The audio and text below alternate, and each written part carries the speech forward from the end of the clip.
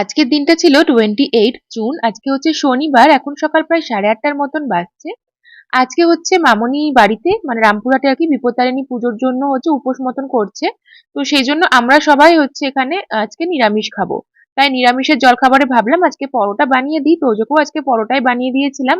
আর তার সাথে হচ্ছে টমেটো আর বিনস আলু দিয়ে একটা সবজি বানিয়ে নিয়েছিলাম বাটি চচ্চড়ি মতন।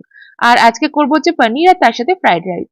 নিরামিষের দিনে ফ্রাইড রাইস করলে কি হয়, তার সাথে একটা যে কোনো কিছু করলে পরে সেটা দিয়ে খাওয়া হয়ে যায়, সে আলুর দমই হোক বা পনির হোক। কিন্তু যদি ভাত করা হয় তাহলে 2-3টে রকমের আইটেম তো করতেই হয় নিরামিষের দিন। সেজন্য নিরামিষেই ফ্রাইড রাইসটা খেতেও বেশ ভালো লাগে। সেজন্য চালটা ধুয়ে রেখেছিলাম, পনির গুলোকে এখানে নুন আর হচ্ছে হলুদ আর একটু কাশ্মীরি লঙ্কা দিয়ে একটুখানি ম্যারিনেট করতে রেখে দিয়েছিলাম।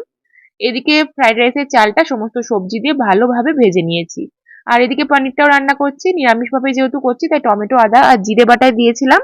মশলাটা ভালো করে কষিয়ে জল দিয়ে পনিরগুলোও ছেড়ে দিলাম, আগে থেকে ভেজে রেখেছিলাম আর ক্যাপসিকামও ভেজে রেখেছিলাম কয়েকটা, সেটাও দিয়ে দিলাম। সবশেষে চালমগজ আর যে কাজুটা পেস্ট করে রেখেছিলাম সেটা ওপর থেকে দিয়ে তার ওপর থেকে ছড়িয়ে দিলাম একটু কাসুরি মেথি। তাহলেই পনিরটা রান্না হয়ে গেল। আর এদিকে ফ্রাইড রাইসটা তো ভেজেই রেখেছিলাম চালগুলো ভালো করে, এরপরে নুন চিনির পরিমাণটা ঠিকভাবে দিয়ে জল দিয়ে রাইস কুকারে বসিয়ে দিয়েছিলাম। আর এই হচ্ছে আজকে আমাদের লাঞ্চ। এখানে স্যালাড কেটে নিয়েছি, তার সাথে আছে হচ্ছে টক দই বাড়িতে পাতা আর মিষ্টি আম।